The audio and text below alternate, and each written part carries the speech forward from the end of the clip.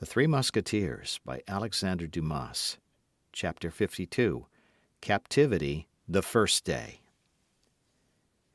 Let us return to Milady, whom a glance thrown upon the coast of France has made us lose sight of for an instant. We shall find her still in the despairing attitude in which we left her, plunged in an abyss of dismal reflection, a dark hell at the gate of which she has almost left hope behind, because for the first time she doubts, for the first time she fears. On two occasions her fortune has failed her. On two occasions she has found herself discovered and betrayed. And on these two occasions it was to one fatal genius, sent doubtlessly by the Lord to combat her, that she has succumbed. D'Artagnan has conquered her, that invincible power of evil. He has deceived her in her love, humbled her in her pride, thwarted her in her ambition, and now he ruins her fortune, deprives her of liberty, and even threatens her life. Still more, he has lifted the corner of her mask, that shield with which she covered herself and which rendered her so strong. D'Artagnan has turned aside from Buckingham, whom she hates as she hates every one she has loved, the tempest with which Richelieu threatened him in the person of the Queen. D'Artagnan had passed himself upon her as De Wardes, for whom she had conceived one of those tiger-like fancies common to women of her character. D'Artagnan knows that terrible secret which he has sworn no one shall know without dying. In short, at the moment in which he has just obtained from Richelieu a carte blanche, by the means of which he is about to take vengeance on her enemy, this precious paper is torn from her hands, and it is D'Artagnan who holds her prisoner and is about to send her to some filthy Botany Bay, some infamous Tyburn of the Indian Ocean. All this she owes to D'Artagnan without doubt, from whom can come so many disgraces heaped upon her head, if not from him. He alone could have transmitted to Lord de Winter all these frightful secrets which he has discovered, one after another, by a train of fatalities. He knows her brother-in-law. He must have written to him. What hatred she distills!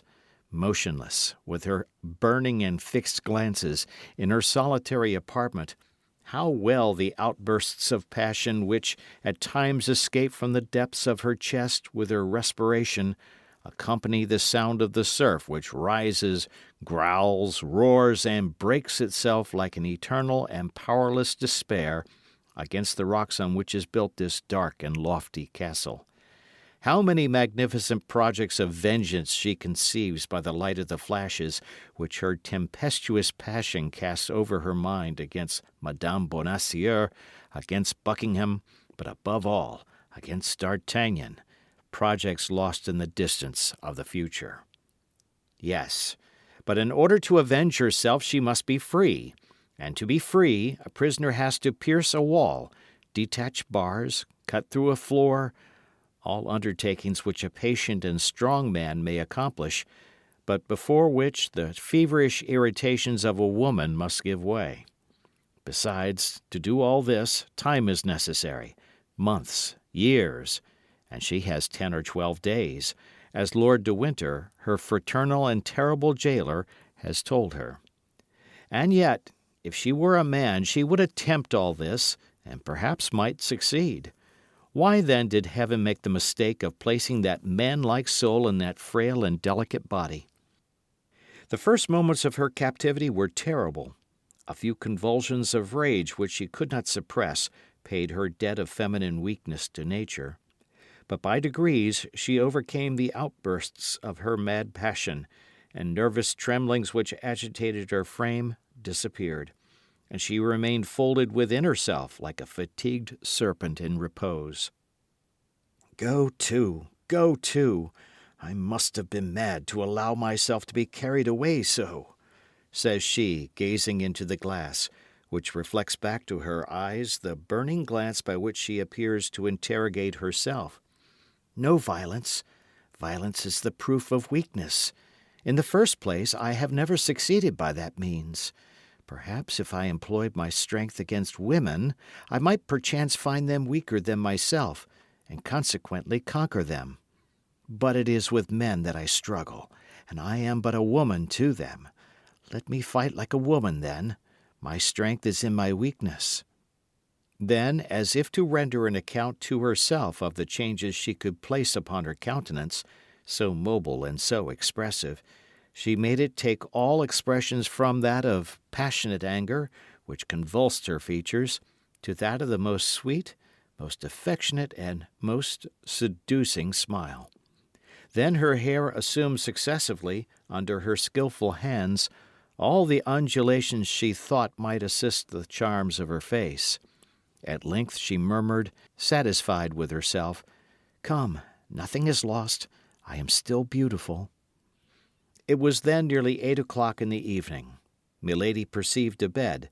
She calculated that the repose of a few hours would not only refresh her head and her ideas, but still further, her complexion. A better idea, however, came into her mind before going to bed.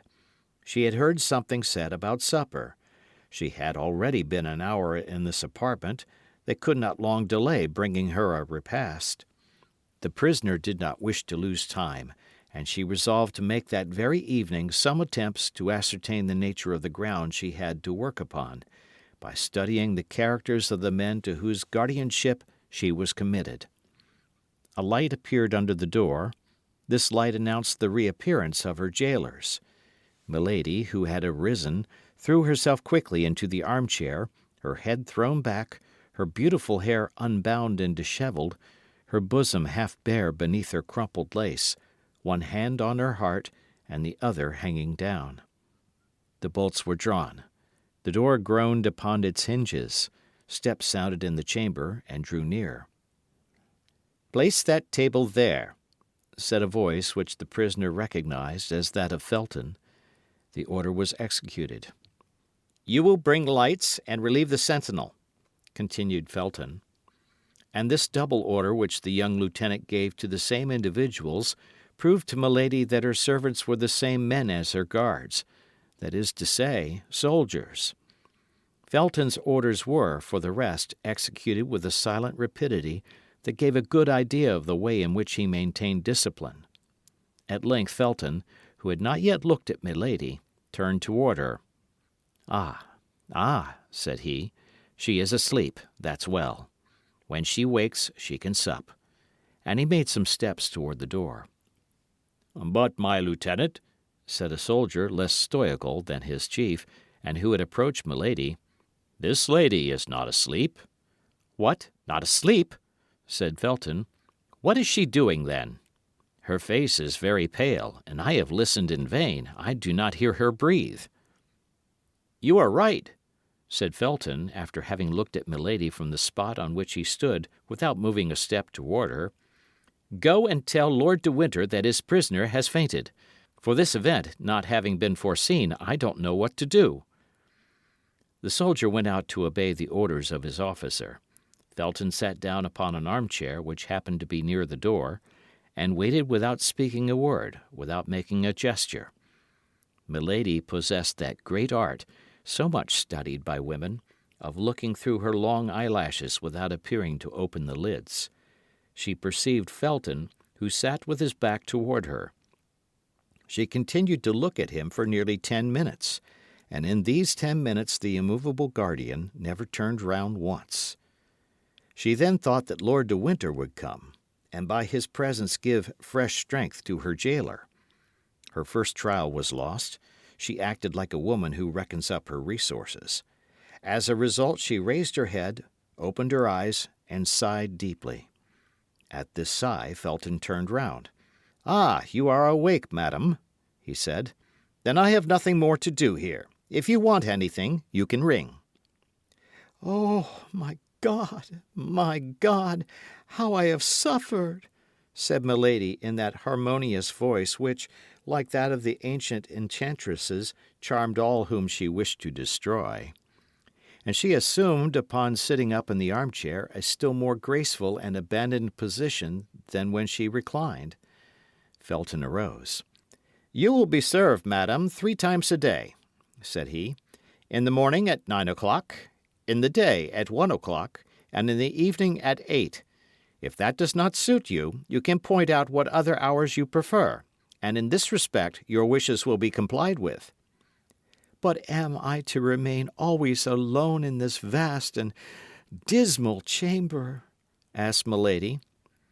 "A woman of the neighbourhood has been sent for, who will be tomorrow at the castle, and will return as often as you desire her presence." "I thank you, sir," replied the prisoner humbly. Felton made a slight bow and directed his steps toward the door. At the moment he was about to go out, Lord de Winter appeared in the corridor, followed by the soldier who had been sent to inform him of the swoon of Milady. He held a vial of salts in his hand. "Well, what is it? What is going on here?" said he in a jeering voice, on seeing the prisoner sitting up and Felton about to go out. "Is this corpse come to life already? Felton, my lad, did you not perceive that you were taken for a novice, and that the first act was being performed of a comedy of which we shall doubtless have the pleasure of following out all the developments?" "I thought so, my lord," said Felton, "but as the prisoner is a woman, after all, I wish to pay her the attention that every man of gentle birth owes to a woman, if not on her account, at least on my own." Milady shuddered through her whole system. These words of Felton's passed like ice through her veins. "So," replied de Winter, laughing, "that beautiful hair so skilfully dishevelled, that white skin, and that languishing look have not yet seduced you, you heart of stone?" "No, my lord," replied the impassive young man. "Your lordship may be assured that it requires more than the tricks and coquetry of a woman to corrupt me." "In that case, my brave lieutenant, let us leave Milady to find out something else, and go to supper. But be easy. She has a fruitful imagination, and the second act of the comedy will not delay its steps after the first." And at these words Lord de Winter passed his arm through that of Felton and led him out, laughing. "Oh, I will be a match for you," murmured Milady between her teeth. "Be assured of that, you poor spoiled monk, you poor converted soldier, who has cut his uniform out of a monk's frock." "By the way," resumed de Winter, stopping at the threshold of the door, "you must not, milady, let this check take away your appetite. Taste that fowl and those fish. On my honour, they are not poisoned. I have a very good cook, and he is not to be my heir. I have full and perfect confidence in him. Do as I do. Adieu, dear sister, till your next swoon." This was all that Milady could endure. Her hands clutched her armchair, she ground her teeth inwardly. Her eyes followed the motion of the door as it closed behind Lord de Winter and Felton, and the moment she was alone a fresh fit of despair seized her. She cast her eyes upon the table, saw the glittering of a knife, rushed toward it and clutched it. But her disappointment was cruel. The blade was round and of flexible silver. A burst of laughter resounded from the other side of the ill-closed door, and the door reopened. "Ha, ha, ha!" cried Lord de Winter. "Ha, ha! Don't you see, my brave Felton? Don't you see what I told you? That knife was for you, my lad. She would have killed you. Observe, this is one of her peculiarities, to get rid thus, after one fashion or another, of all the people who bother her. If I had listened to you, the knife would have been pointed and of steel.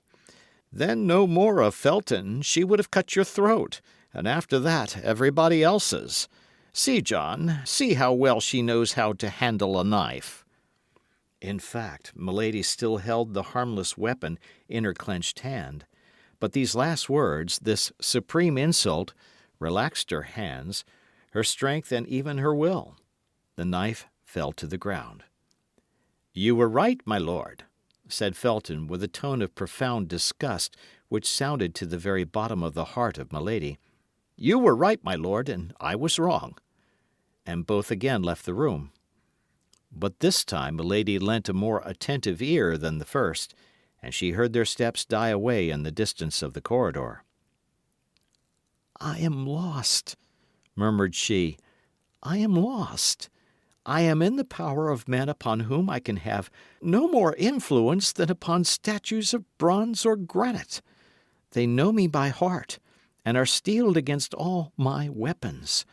It is, however, impossible that this should end as they have decreed. In fact, as this last reflection indicated, this instinctive return to hope, sentiments of weakness or fear did not dwell long in her ardent spirit. Milady sat down to table, ate from several dishes, drank a little Spanish wine, and felt all her resolution return.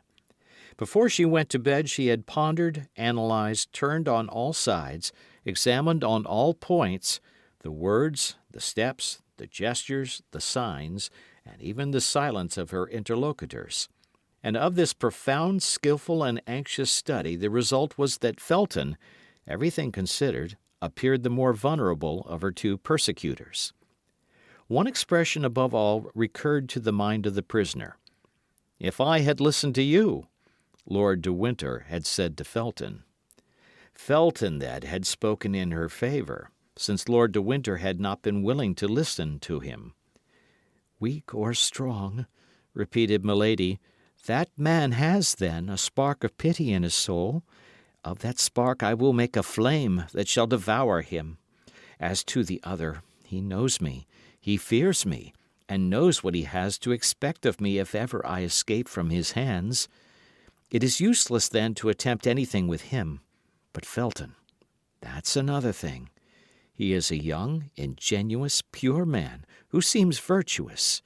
Him there are means of destroying." And Milady went to bed and fell asleep with a smile upon her lips. Anyone who had seen her sleeping might have said she was a young girl dreaming of the crown of flowers she was to wear on her brow at the next festival. End of chapter.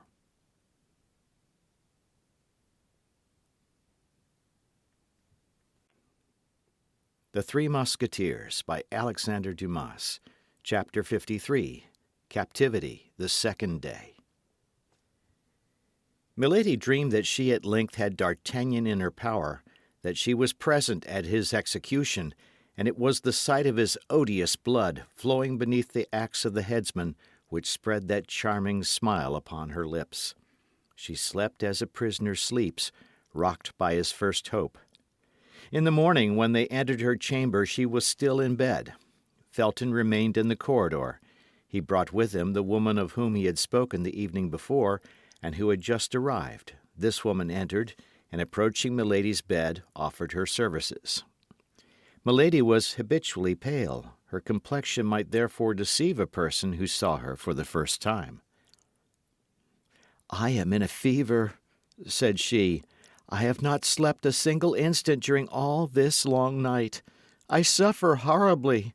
Are you likely to be more humane to me than others were yesterday? All I ask is permission to remain abed." "Would you like to have a physician called?" said the woman. Felton listened to this dialogue without speaking a word. Milady reflected that the more people she had around her, the more she would have to work upon, and Lord de Winter would redouble his watch. Besides, the physician might declare the ailment feigned, and Milady, after having lost the first trick, was not willing to lose the second. "Go and fetch a physician," said she. "What could be the good of that? These gentlemen declared yesterday that my illness was a comedy. It would be just the same today, no doubt, for since yesterday evening they have had plenty of time to send for a doctor." "Then," said Felton, who became impatient, "say yourself, madam, what treatment you wish followed." How can I tell? My God! I know that I suffer, that's all. Give me anything you like, it is of little consequence." "Go and fetch Lord de Winter," said Felton, tired of these eternal complaints. "Oh, no, no!" cried Milady. "No, sir, do not call him, I conjure you. I am well, I want nothing, do not call him." She gave so much vehemence, such magnetic eloquence to this exclamation, that Felton, in spite of himself, advanced some steps into the room. "He has come," thought Milady. Meanwhile, madam, if you really suffer, said Felton, a physician shall be sent for, and if you deceive us, well, it will be the worse for you, but at least we shall not have to reproach ourselves with anything. Milady made no reply, but turning her beautiful head round upon the pillow, she burst into tears and uttered heartbreaking sobs. Felton surveyed her for an instant with his usual impassiveness. Then, seeing that the crisis threatened to be prolonged, he went out. The woman followed him, and Lord de Winter did not appear. "I fancy I begin to see my way," murmured Milady with a savage joy, burying herself under the clothes to conceal from anybody who might be watching her this burst of inward satisfaction. 2 hours passed away. "Now it is time that the malady should be over," said she. "Let me rise and obtain some success this very day. I have but 10 days, and this evening 2 of them will be gone." In the morning, when they entered Milady's chamber, they had brought her breakfast.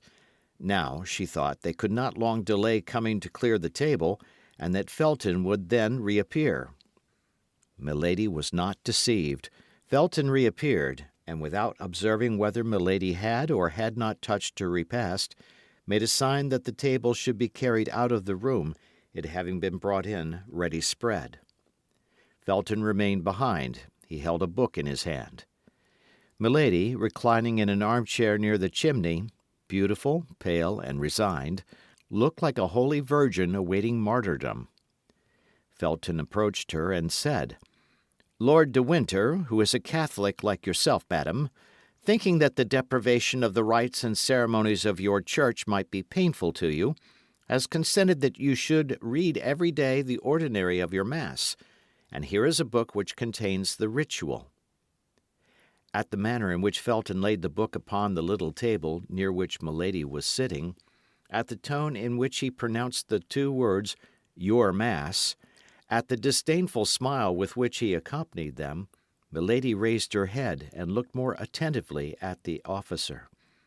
By that plain arrangement of the hair, by that costume of extreme simplicity, by the brow polished like marble and as hard and impenetrable, she recognized one of those gloomy Puritans she had so often met, not only in the court of King James, but in that of the King of France, where, in spite of the remembrance of the St. Bartholomew, they sometimes came to seek refuge.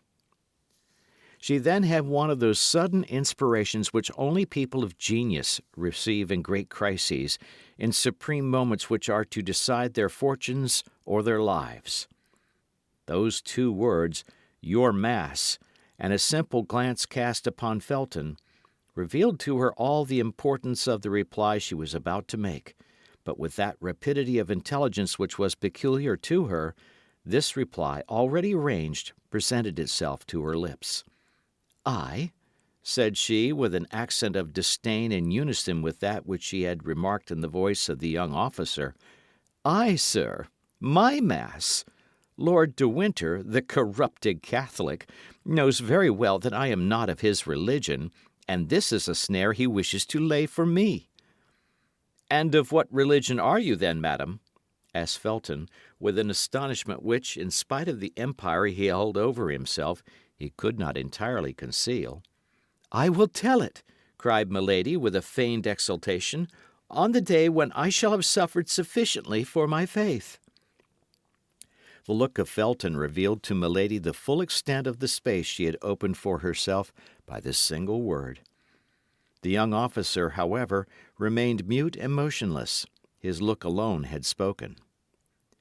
"I am in the hands of my enemies," continued she, with that tone of enthusiasm which she knew was familiar to the Puritans. "Well, let my God save me, or let me perish for my God. That is the reply I beg you to make to Lord de Winter. And as to this book," added she, pointing to the manual with her finger, but without touching it, as if she must be contaminated by it, "you may carry it back and make use of it yourself, for doubtless you are doubly the accomplice of Lord de Winter, the accomplice in his persecutions, the accomplice in his heresies." Felton made no reply. took the book with the same appearance of repugnance which he had before manifested, and retired pensively. Lord de Winter came toward 5 o'clock in the evening. Milady had had time during the whole day to trace her plan of conduct. She received him like a woman who had already recovered all her advantages. "It appears," said the Baron, seating himself in the armchair opposite to that occupied by Milady, and stretching out his legs carelessly upon the hearth, "it appears we have made a little apostasy." What do you mean, sir? "I mean to say that since we last met you have changed your religion. You have not by chance married a Protestant for the third husband, have you?" "Explain yourself, my lord," replied the prisoner with majesty, "for though I hear your words, I declare I do not understand them." "Then you have no religion at all. I like that best," replied Lord de Winter, laughing. "Certainly that is most in accord with your own principles," replied Milady frigidly. "Oh, I confess it is all the same to me." "Oh, you need not avow this religious indifference, my lord. Your debaucheries and crimes would vouch for it." "What, you talk of debaucheries, Madame Messalina, Lady Macbeth? Either I misunderstand you, or you are very shameless." "You only speak thus because you are overheard," coolly replied Milady, "and you wish to interest your jailers and your hangman against me." "My jailers and my hangman! Heyday, madam! You are taking a poetical tone, and the comedy of yesterday turns to a tragedy this evening. As to the rest, in 8 days you will be where you ought to be, and my task will be completed." "Infamous task! Impious task!" cried Milady with the exultation of a victim who provokes his judge. "My word," said de Winter, rising, "I think the hussy is going mad. Come, come, calm yourself, Madam Puritan, or I'll remove you to a dungeon. It's my Spanish wine that has got into your head, is it not? But never mind. That sort of intoxication is not dangerous, and will have no bad effects."